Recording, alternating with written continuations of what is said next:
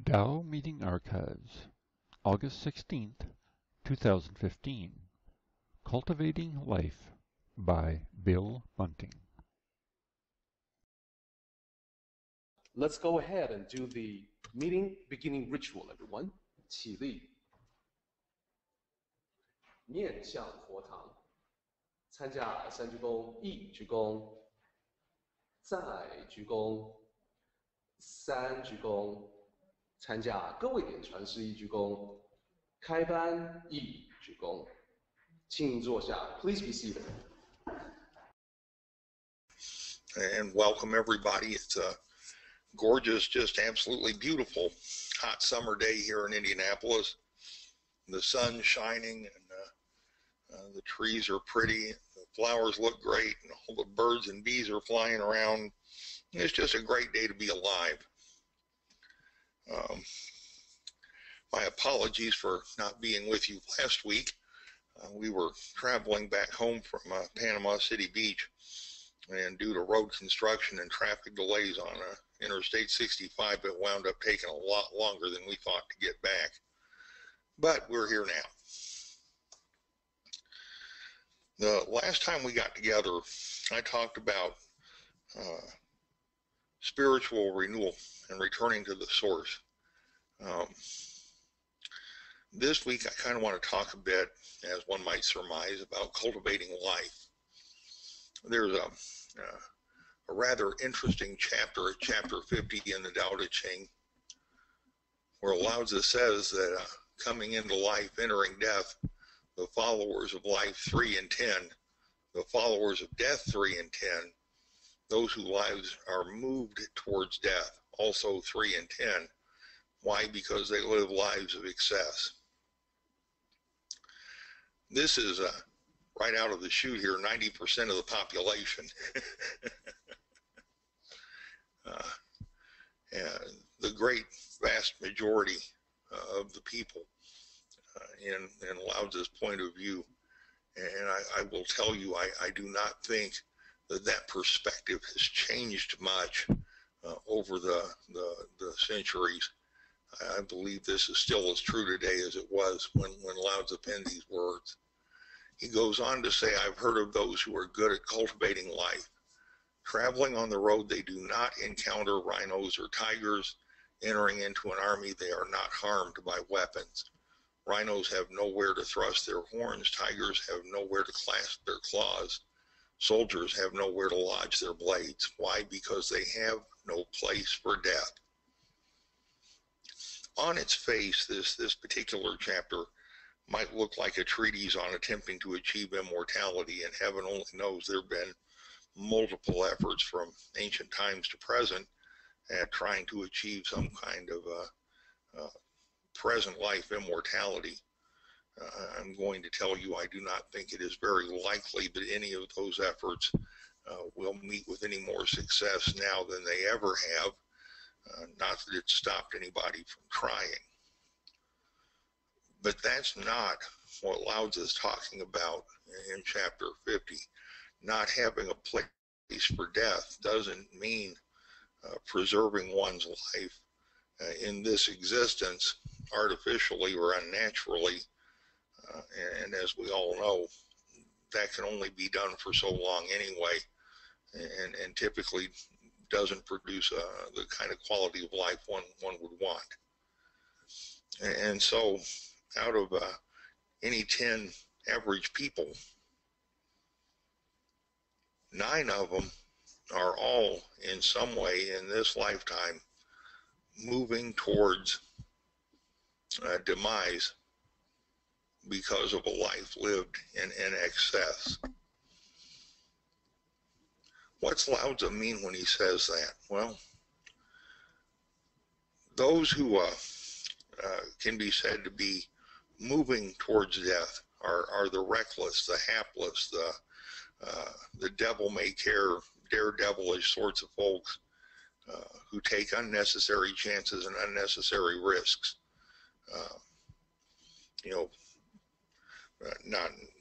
Not to disparage an activity, but in my mind, somebody who would parachute out of a perfectly good airplane I personally consider that to be a lot higher risk than something I would want to participate in.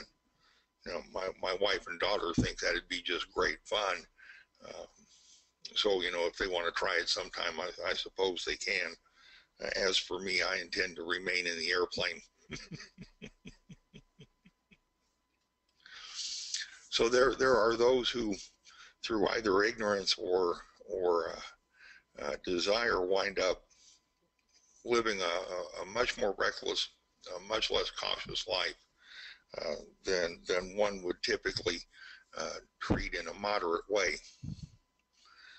The other group are folks who hang on to this life overly cautious, almost paranoidically so, afraid to lose the life that they have, and so they cling to it but don't do anything with it.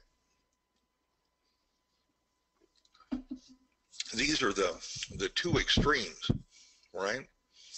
Hanging on to life, protecting it, nurturing it, but afraid to participate in it, afraid to experience it, afraid to step foot outside the front door. And then the other extreme, willing to jump off the top of the building.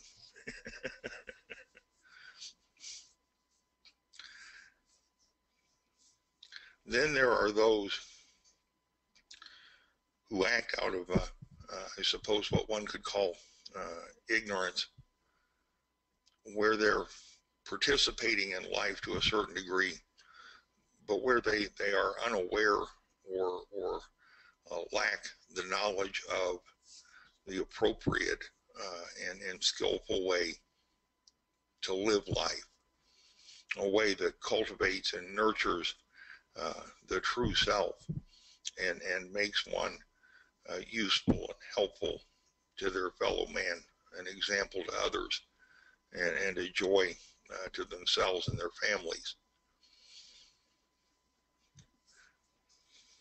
Of the three groups of 3 and 10, perhaps the group that lives out of ignorance is the easiest to guide, I suppose, because at least, like all of us, and we're all to one degree or another in those categories at some point, they can be educated about a more skillful way to live, about a set of better or different answers, about the truth contained in the Tao teachings. And those truths then, through their own wonderful, miraculous action, can transform the life of the folks in the previous 3 groups. I don't know what it takes to change the essence and nature of what it is in someone's heart to be. I've seen the effects of the teachings in my life and in the lives of others, but the choices to follow the teachings belong to the individuals to whom the teachings are presented.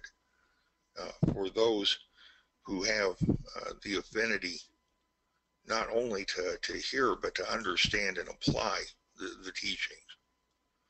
And so to that individual, Lao Tzu says, I know of those, or I've heard of those, who are good at cultivating life. That's the 1 person out of 10, the person to whom the entire last paragraph of chapter 50 is dedicated. I have heard of those who are good at cultivating life. What does Lao Tzu say about them? Well, first of all, generally speaking, he says that they don't encounter danger, right? I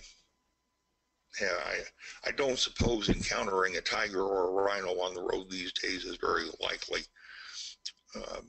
but still, encountering a city bus or a reckless driver presents essentially the same danger that people would have faced in Lao Tzu's time. I don't typically leave my house expecting to find myself in the middle of an insurrection or military action, but there are demonstrations in other cities and in places, oh heavens, Mississippi, um, where Ferguson is in a state of continual upheaval, where one might step out of a hotel room or a home and find oneself in the midst of a civilian protest or law enforcement action of some description, where that danger is very real. And Lao Tzu says that while these folks are traveling, these miraculous, wonderful 1 in 10 folks are doing their thing, that they don't encounter those dangers, that the rhinoceroses and tigers have nowhere to place their horns, nowhere to clasp their claws, that the soldiers have nowhere to lodge their blades because they have no place for death.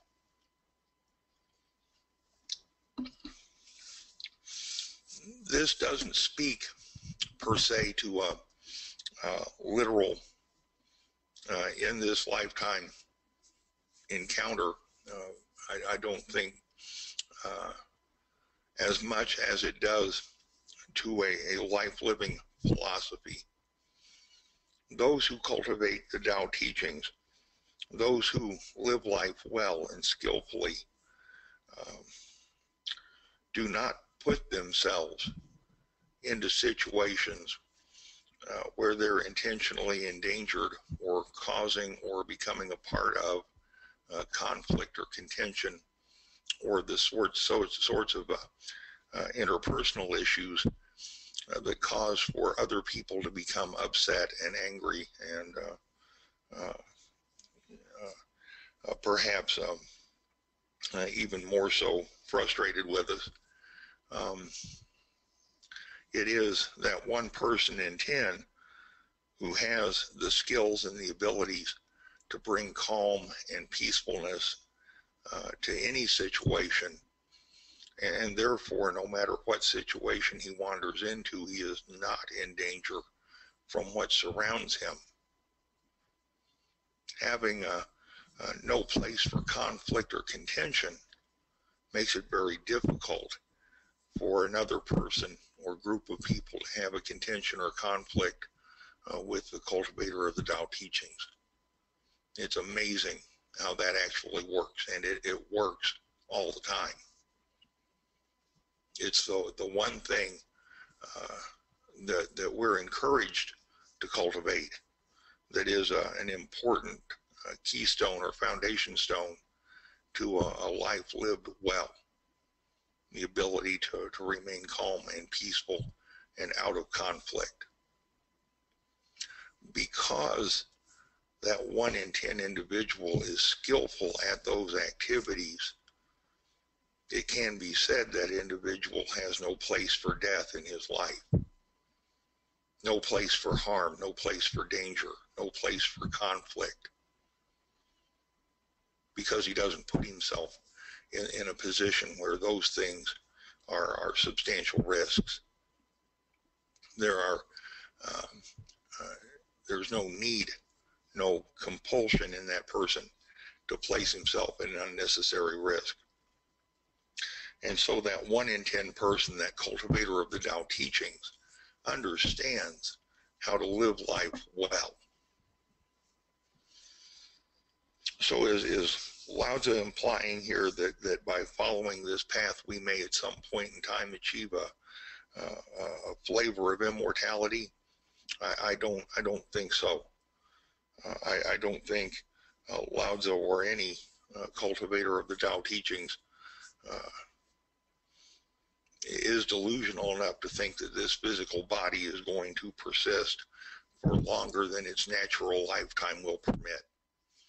And even if it could be that way, I would encourage everyone to stop and think for a moment about whether or not they'd really want to do that. You know, I've said to myself tongue-in-cheek, and I've said to others in the same vein, how nice it might be to live forever, to not have to face death. But if that wish actually came true, I'd have to watch all the people around me grow old and die, and watch things around me change at a remarkable pace. And I'm not sure that even if it were possible, my mind would be able to comprehend all of the things that occurred around me in an extremely protracted lifespan. I think I would much rather live my 70 or 80 or 90 years well and meet death without fear or regrets than to try and waste my life trying to prolong it artificially or unnaturally. Line 1 of chapter 50 says, coming into life and entering death. We all came into this life the same way. We were all born of our parents. One day, we are absolutely going to die. It's going to happen. What defines us is the way that we use the time we're given between those two events. And the way we use that time between those two events will determine whether we are moving towards death, as it were, or cultivating life. If we remain one of the 9 out of 10, at some point, we're going to regret having remained there, because we will never have lived the life that we should have lived.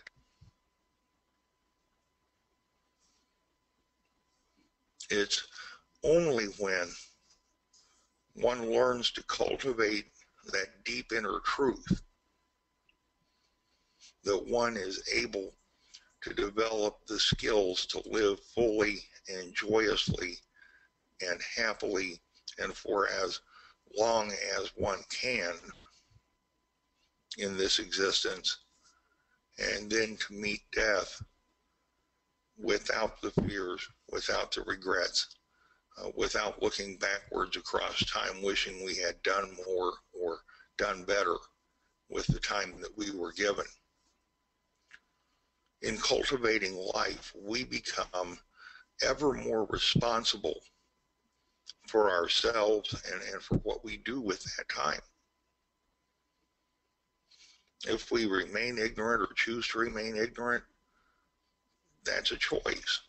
And we remain, because of that choice, either in the group that clings to life because they're afraid to lose it, or in the group that discards it with a cavalier attitude because they do not cherish and nurture it.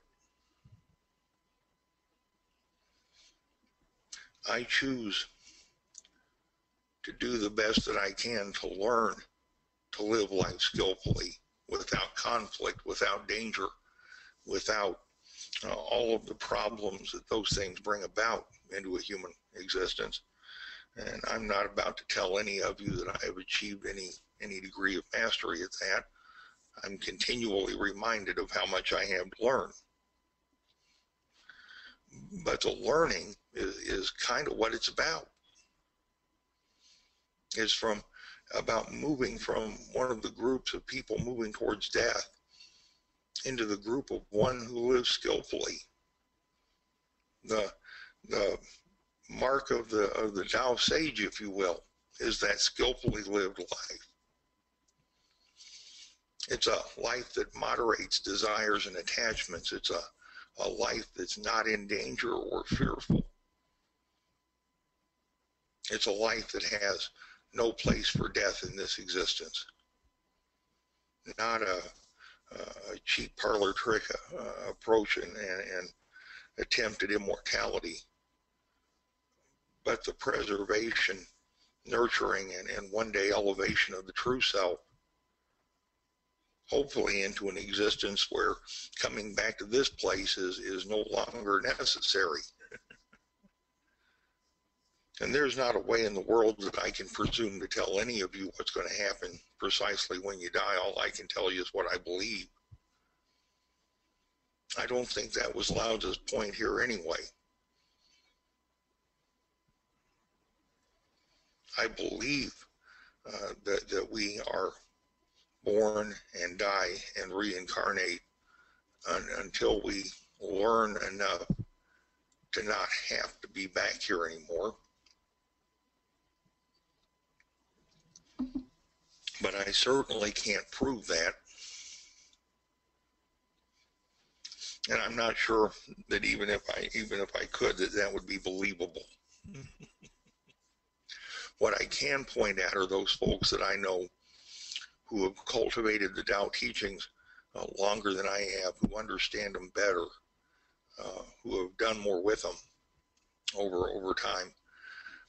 And I can point at those people and say, yes, those are folks who live their lives skillfully. They're not reckless. They're not selfish. They're not clinging to life as though it were something they were imminently about to lose. And yet, in being that skillful and having the understanding that they are the most down-to-earth, approachable, easy to talk to people there are.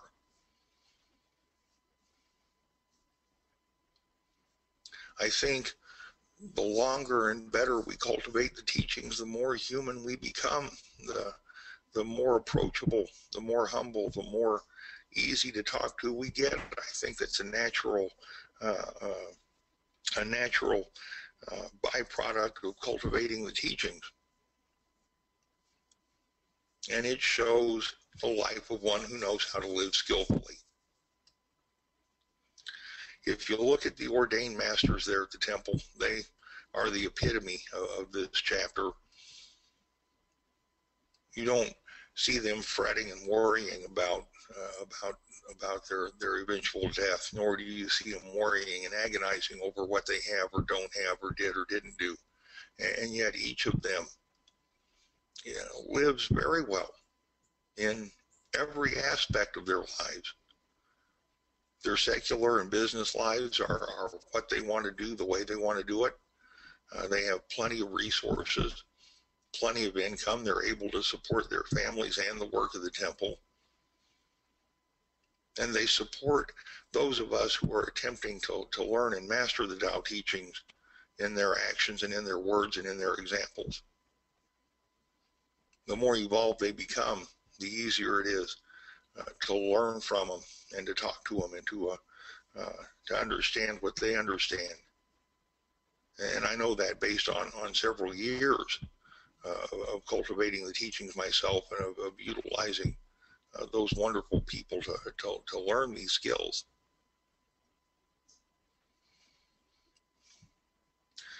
And so we start life in one way or another heading towards the end of life. And hopefully by the time we get to the end of life, we understand what it means to have lived it well and skillfully, where our lives are an example of selflessness and service to others, cultivation of the teachings, and a good example set for those who come after us.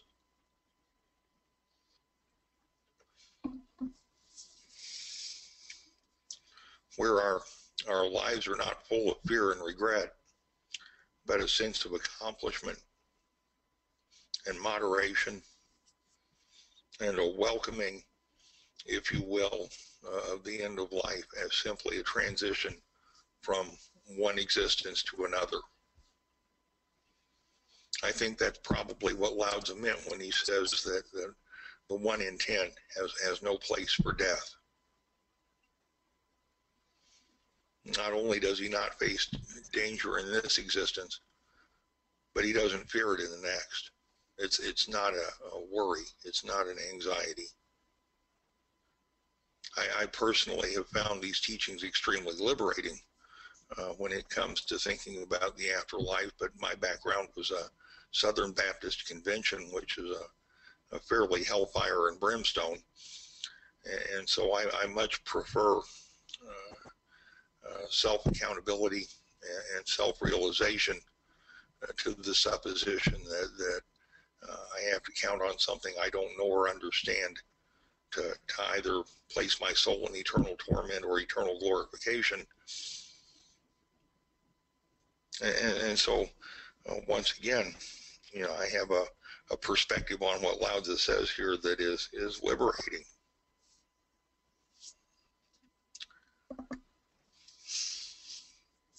The really nifty thing about this, and it's not written into the chapter, but it is the truth, is that any one of us, anybody can become the 1 in 10. No matter where you are in life, no matter how good or how bad or how mediocre things are, all that's required to become one of the 1 in 10 is a shift in attitude and a bit of education and practice. With that change in mental state comes the ability to learn to cultivate life, to live a full and happy life, a life full of joy, without the fears and regrets, without the dangers, without the conflicts, without the problems. And I think learning to cultivate life in that manner is the primary goal of studying the Tao teachings to begin with. We're not doing this to ensure ourselves a place in some heaven that we can't define or don't know, but rather to improve our lives and the lives of others in the here and now. So cultivating life doesn't mean escaping death one day. That's not it at all. What it means is meeting death without fear, without the regrets for a life poorly lived. And from that, I might infer then that cultivating life kind of is the Tao journey, if you will. The road from a novice cultivator of the teachings to a sage is kind of all about cultivating that life that Lao Tzu writes and speaks of. It's a fun journey, one I've enjoyed ever since I started. It is a transformative journey. I absolutely have been transformed over the years. And it is a wonderful experience, especially when one can look back and realize the profound benefits of having walked down this path for a while. Thank you all very much for letting me share with you. It was a great vacation. I'm glad to be home, and I'm glad to be here with all of you. Thank you. Let's go ahead and do the meeting closing ritual.